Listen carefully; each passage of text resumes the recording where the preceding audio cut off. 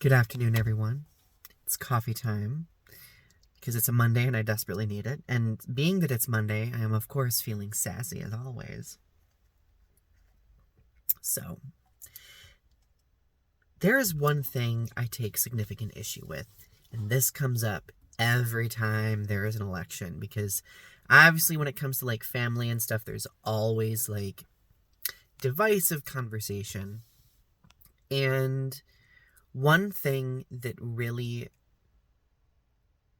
just doesn't sit right with me is how whenever there is a political conversation someone else initiates and I respond tactfully with the aim to, turn a moment into an educational moment, I am illustrated as being this confrontational person for disagreeing or pointing something out.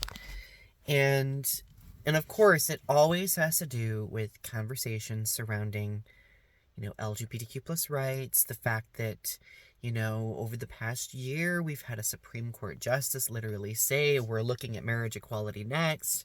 The fact that, there are still different states where a lot of LGBTQ plus people don't have the access to things that they need. And the fact that, kind of like I said in a prior video, the fact that we always kind of live in this constant state of caution where we don't even know what's going to happen, what's going to be brought up. And naturally, whenever I say something like this, one person always is going to be like, Donnie, you're being confrontational. Listen, I have issues with conflict, mostly because I kind of crumble when it comes to certain types of conflict.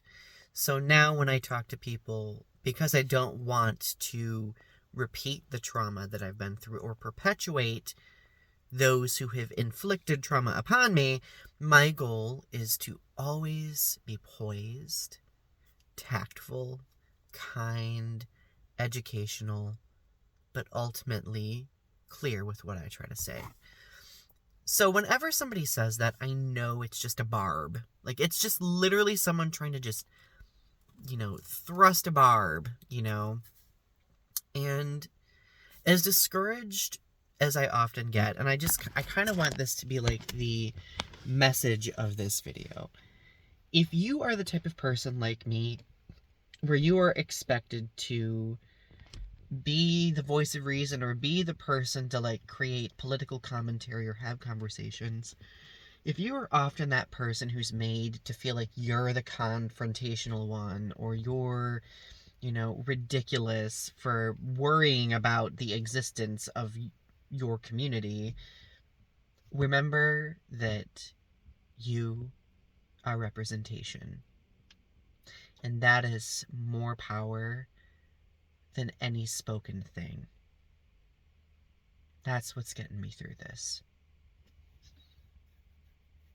And if, I can't be representation, for these individuals who think that, as an LGBTQ plus person, I'm just blowing things out of proportion, then, let things that happen, unfortunately, be what educates them.